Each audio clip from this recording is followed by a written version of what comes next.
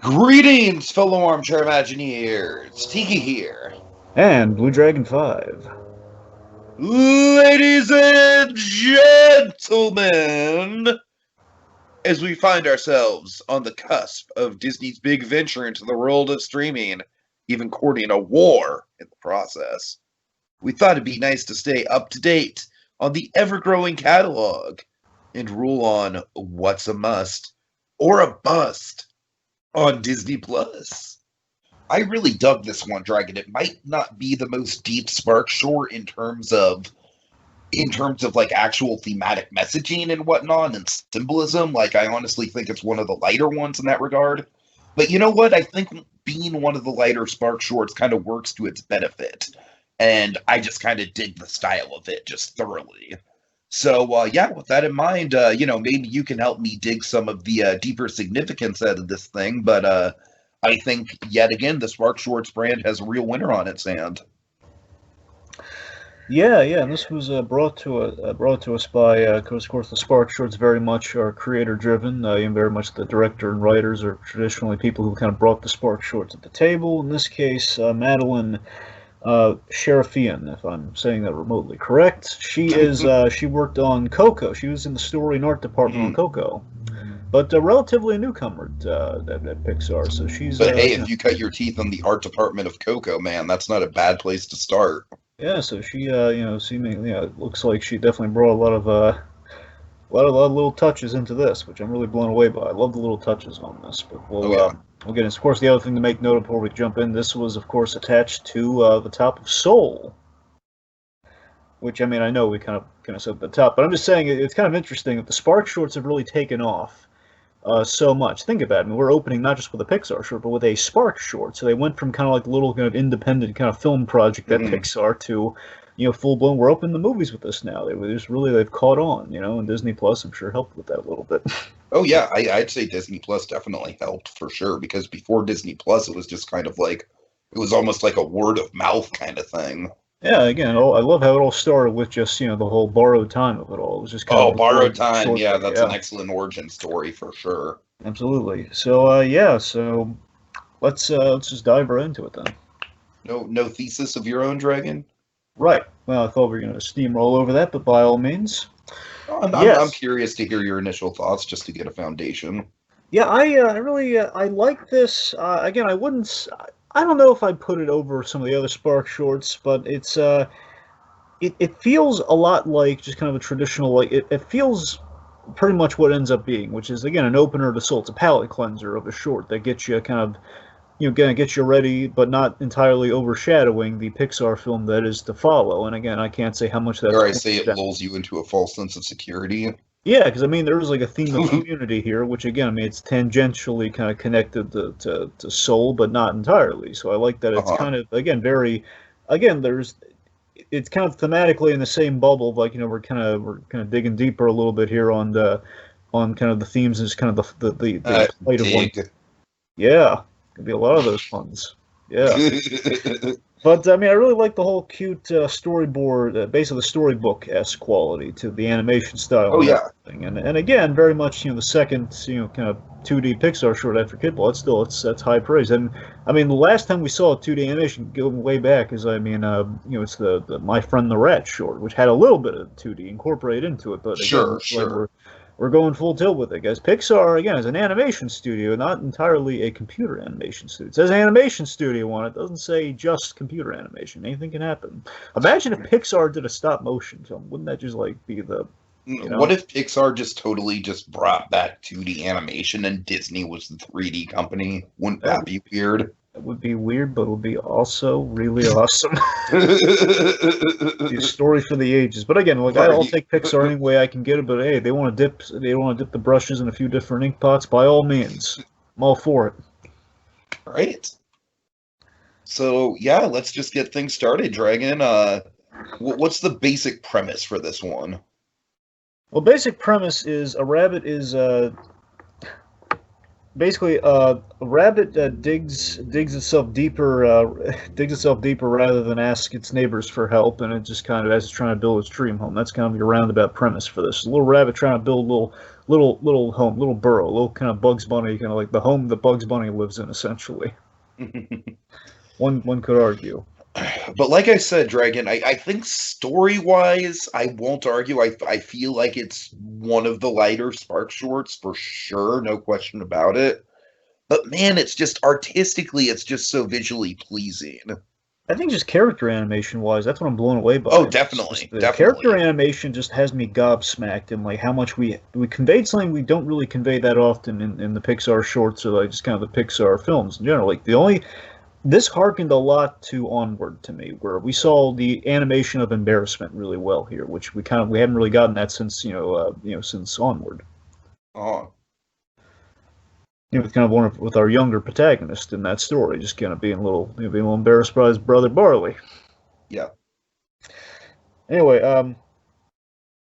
so basically, just jumping into it. So we have a rabbit who was digging a hole, and we have a little mailbox set out, kind of set up there, but of course the mailbox falls, very much symbolic of the rabbit's plight. This short here, where again it's like very simple goal, but not quite there yet. Again, just kind of as the rabbit's current state of mind, just it's just going to be falling all over itself. Therefore, mailbox equals the rabbit. Okay. So let's talk about kind of our big kind of visual kind of like the way we're doing it. I love how we're utilizing 2 dimensions within the whole. Almost it's the best way I can describe it. It's like a dollhouse effect. We have like the whole thing laid out. You kind of see all the sets, but kind of in the same like 2-dimensional surface. Vaguely Wes Anderson. I mean, I guess that's the better way of putting it. But you know what I mean? It's kind of like that dollhouse where I think you separate all the dollhouse is definitely valid too, Dragon. I mean, I feel like it's its own unique style, but it's got that dollhouse vibe. I definitely think it's got some Wes Anderson to it. I very much think in terms of the characters, it's got like hints of Miyazaki. Well, I mean, sure, and again, obviously, very much this in Kit Bull, there is definitely kind of that Miyazaki kind of vibe to it. And I like that when Pixar tackles 2D, so far they've really kind of tackled kind of an overseas sort of animation style, given Pixar's friendship with the Miyazaki company. I mean, that makes the Studio Ghibli, that obviously makes a lot of sense. But it's also, again, so I like that when they do 2D, we make the most of it. And again, we did it a little differently. It was more character animation in Kit Bull. Here, it's like very much kind of dimensionally, like we're in 2 dimensions because we're showing an environment that we can only, without 3D, we can only show in a really interesting way. This kind of this flatter way, but it expands kind of where we go in the sets. Like we're not showing kind of like a 360-degree kind of inside the burrows, so to speak. Like I could see this kind of thing being adapted into a storybook, where it's like each page is just like a different layer of the Burrow system. I know, like, yeah. Like artistically, there's a lot of different ways you can interpret this. Absolutely. So the rabbit. So the rabbit, I love this arc with the blueprint. So the rabbit has this humble little blueprint, almost like it's something you'd scribble down on a napkin practically, but like a little map paper sort of thing. It's a little blueprint, which essentially is like a kid's drawing of what their dream house is. We're okay. I got a little burrow here. It's basically one circle. Got a mailbox on top. Got my bed in the same room, and possibly a bathroom and a disco. We'll see what takes precedent. So I love that just with this rabbit, with this whole thing. This could very easily become Bean Bunny, from the Muppets, and it isn't. Thank goodness. We don't over cutify the rabbit. Where we just it's not too cute, but it's so relatable that if anything, it's kind of like the Zootopia thing where we sort of like pull an everyman with the cute rabbit. I gotta be honest, Tiki. I guess I probably should mention this a little more in the thesis, but I'll mention it now because we're early on. I have really identified with this rabbit, man. The rabbit's all about best laid plans. Always, it's very much kind of the rabbit kind of in over its head. And again, fundamentally, I have trouble asking for help, and that's kind of this rabbit's arc. So sure. There's a lot. I kind of identified this rabbit. Maybe that's why I'm being kind to the rabbit. I don't know, but the point being, the rabbit is very self-conscious about the dream becoming more complicated once the rabbit meets its neighbor. Oh boy. There's a little mole. Well, not a little mole. A big old mole kind of shows him. I don't mean a blemish, kids. I mean like a mole. Like a lot of anthropomorphized animals in this thing. So a mole pops up, And it's like, oh, like all friendly, and no dialogue at all in this thing, by the way, as shorts tend to be, which is No, great. and I want to point something out about this that I really should have in my thesis as well, Dragon. One word starts with an F. Can you guess what it is? No. Fantasia. Ah, that's good. This feels very Fantasia-esque as well. Yeah, the With score the no really dialogue, with the the way it's synced to the music. The only thing that distracts it from the Fantasia formula is we have like one or two sound effects here or there. But other than that, I mean, I feel like it's very authentic to the Fantasia formula. I mean, it has like a nice classical score, which kind of helps Mm-hmm. in that. Sure, I mean, absolutely, yeah. Okay, let's see. So, point being, the rabbit's meeting the neighbors. Kind of meets the mole who has like this more elaborate, like actual blueprints, not just like scribbled on like some paper. Just like, oh my god, it's an actual. It's literally blue. Look at that. It's blue. I knew you were gonna say. I was waiting for you. I was wondering, is he gonna? I mean, he's got to, right, man? How could I tee it up any more perfectly than that? Right on schedule, man. Anyways. So basically, now importantly, with this blueprint, it's like basically we have like this. We set up kind of our visual aesthetic here, where basically the plan is for like multiple kind of circles, like little separating kind of like separated rooms within like the tunnel system, being the connecting kind of thing within like kind of the spider web bubble design on these rooms that most of these guys are going for. And they get more elaborate, more intricate the more neighbors that we meet, such as the mouse. So the mouse pops in. Very enterprising mouse just kind of pops up and like shows off his work, and of course like we reveal the mouse's family, which has like a whole bunch of like it's like a 3 bedroom. It's got a kitchen, it's got a TV room, it's got kind of like a foyer kind of like entry point. It's got this And all this poor rabbit wants is just like a roof over his head, essentially, Dragon. That's all he wants. her head. Yeah. But yeah, so anyway, so the rabbit's getting insanely kind of self-conscious. I think as we all would have, like, it's kind of like I'm going to give you I can totally relate. I'll give you a weird analogy. It's like the scene in American Psycho with the business cards. Okay, you're right. That is a weird analogy. But you remember the business card scene? Remember they keep out. Yes, I know what you're talking about. Yeah. It's just that it's just like this weird, like we're kind of the one's-upmanship of like this very casual thing of like, yeah, we should be happy with what we got, but no, it's like, no, look at mine, no, look at this card, look at this. Kind of like unintentionally, like, hey, look at my place, and my place is even more elaborate because I got a bigger family, and again, we're kind of building a community by just each neighbor we're introducing, so we're kind of covering a lot of story rapidly fast here. So yeah, and I really like how we just kind of weave in and out of these different environments, and it's just very synergistic with the animation, like I keep saying. There's a detail I caught in the rewatch that really kind of grabbed me. That's really kind of hit. It was just really a brilliant little subtle detail when the mouse is like clicking its red pen, and that red pen is going to be really important given like the arc of what happens and kind of helping the rabbit out. Just again, the mouse kind of catches a glimpse of her blueprints there, and it's like, hey, I might be able to improve by it. He's very eager. But then again, the rabbit's just kind of playing a little coy. He's playing, okay, guys, I gotta be. And again, we convey this all without like a lick of dialogue here. So again, so the facial animation on the rabbit is what has me gobsmacked. So okay, I gotta go. And just exits. Digs all the way down. As she digs all the way down again, I love the by the way, the light sources. Again, we only have like little lanterns to light because underground. It's completely dark down there. I love that logic. Like, yeah, we're gonna need that little lantern she's bringing along with her. So anyway, so the rabbit's kind of looking at his plans a little sheepishly. Again, just like the scale of which to is the scale to kind of our massive canvas here is great. Here's the underground environments. The rabbit kind of takes pause on things here. Then as it begins, it kind of as it digs down, it's kind of there's a series of falling into various other subterranean homes and other more extravagant, awesome-looking subterranean homes each time we fall. So like first off, we end up in the little hedgehog family. Do we see like snakes or something like that? Well, here's the thing. I thought they were earthworms, but I think they're like lizards. But no, we Oh, start off with like lizards, right, we start off right. with like hedgehog. And here's again the subtlety in the animation on the rewatch is amazing. Tiki, this little hedgehog couple, the rabbit falls covered in dirt, just really kind of an awkward exchange. Being the idea, the rabbit is very self-conscious, as we all can get sometimes, and basically the rabbit's just trying to kind of brush off the embarrassment, just kind of like I'll be on my way. But the hedgehog couple, they're very understanding. Like they're here, have some pastries. But again, left before they could stick around to realize it could be an offered pastries. Had it not, Yeah, yeah, yeah. went the exit. These are the details. We go to the frog's library, and then the newts or the lizards, whatever these things are. They have like elaborate kind of like bathrooms. So we have jacuzzis, we got saunas, we got showers. Offering, hey, here's a towel. Because she's all soaking all soaked from falling into the jacuzzi, which again, very sheepishly and embarrassed. The embarrassment in the animation, very well done. Then my personal favorite in this whole montage is Dragon. I love the little bug nightclub. Yeah. I want to say ants just to go for like the Bugs Life. I think they're ants. Yeah, I want to say so. And again, little detail as the rabbit kind of like digs right in the smack dab in the middle of the club, the thing you catch on the rewatch. None of the ants are PO'd. They're all like, hey, like they're all schlocker. They're all drunk. Right. Like, they're like, hey, come join the party. It's like a Coca-Cabana restaurant of some kind in there. Yeah, exactly. Time. Like, it looks like I think it's the point being, it's like it's really again good design work on all these. I want to see all these. I want to see all the lives of all these little critters. I really do.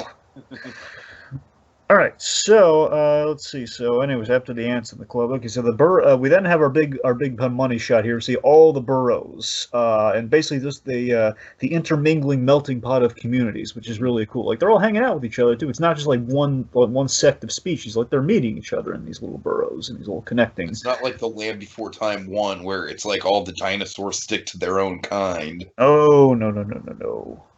Because that movie has got some really uncomfortable racial undertones now that I look at it with an adult lens. So the rabbit is basically after going evading all of these like intermingled communities, which again really great money shot. The whole spiderweb word balloon diagram sort of thing interconnect looks great.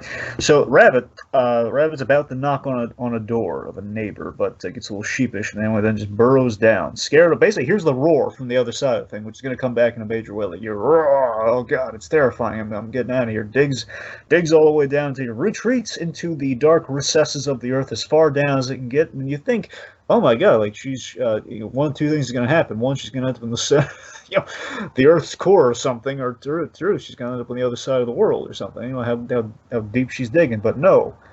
Logically, before you enter any of that, you're gonna hit a waterway or two. So as the rabbit determined, like I'm gonna make my dream place, no matter what it takes, goes with the little broken shovel, because again digging with a shovel this whole time, which is really funny. Goes for the dig and does not hit oil, but hits a lot of water, which leads to crisis, which leads to, okay, that moment in life. We all have that moment in life where you want to go it alone, but then you realize, as this rabbit realizes quite literally, you're in too deep. In this case, in too deep in water. So she has to ask for help, and only help nearby, the neighbor behind the door. And this is where I feel like it goes full-blown Fantasia with the the water and the the ripples and everything and the effects, and I don't know, just the sound gets really synchronized at this point. But yeah, the neighbor, the big scary toothed neighbor is actually badger. Yeah, right. He's a badger, and and he basically just emanates this giant roar that pretty much calls everyone together. My favorite detail, I love that the badger's wearing like a bathrobe. I just love that. It's just like a badger in a robe. But again, I love the animation here. The rabbit is completely beside herself, just like you're just trying to convey almost like Courage the Cowardly Dog or something. Like, all this happened, but again with that dialogue, like, oh, this chaos and there's water rising, and you feel for this poor creature. It's like like crying behind its ears, and then the badger like is seemingly, oh god, it's gonna snap at her. But again, he takes up little blueprints.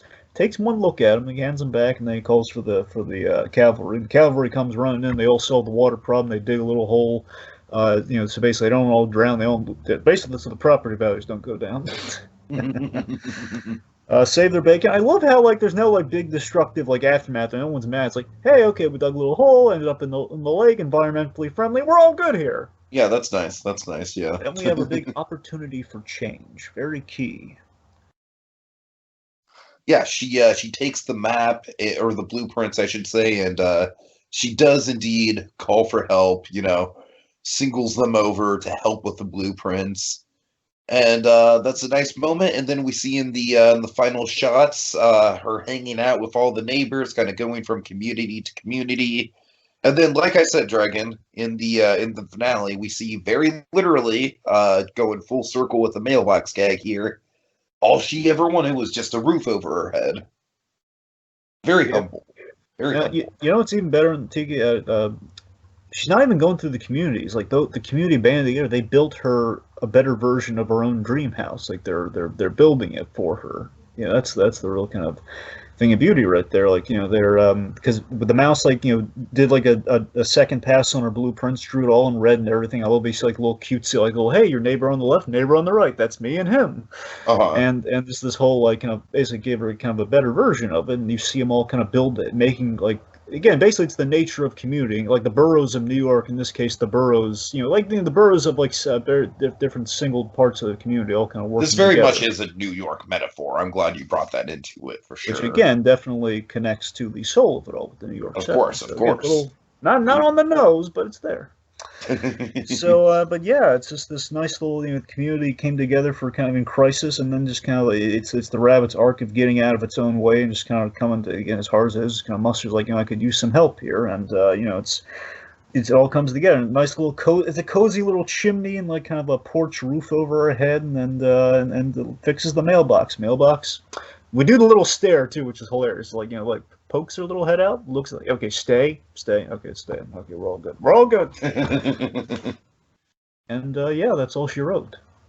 Okay, so yeah, Dragon, like I said, final thoughts. I don't really have much more to add, but I do think that this is a really, really nice, solid Spark short. I think it's the most kid-friendly and storybook-esque of the Spark shorts so far, and I don't think that's a bad thing, because I feel like some of the Spark shorts have been pretty excessively heavy with the thematic symbolism and the the undertone. But I think this is honestly something for their portfolio that kind of diversifies them. It proves that they can do something that has a lot of meaning, but also can be kind of cute and cuddly at the same time. So, I think it's an excellent lead-in for Soul, and I think that it shows that the Spark Short brand has a lot of range still to come. Yeah, again, ultimately, I'm charmed by it, but again, I wouldn't call it. It's no Pearl, But then again, Pearl's something very different. I'm not trying to say it's Pearl. No, I know you're not. Mm-hmm. I'm just saying, for me, it's yeah. But then again, it's not really in this because this feels like an evolution of the Spark short to being kind of in the big leagues to like okay, it's kind of a palate cleanse. It's kind of getting you psyched for Soul. Where again, it's very cute. Again, I love the storybook-esque quality. It's very impressive. I'm very impressed by the human traits within the animation, the community theme, design working, and a whole 9 yards. Kind of what we've been going through here. But I just ultimately it's a relatable story with kind of this little rabbit you're rooting for, and I'm just kind of glad it all worked out. It's just really nice. It's just kind of nice and celebrating the spirit of community via the Burrows. The double and kind of the double meaning of the name is really clever. It's quite nice. That'll do it for us this week as we holster our remotes till the next installment calls for the draw. Mono, just Plus and Us. Dig a hole. Wrong turn up.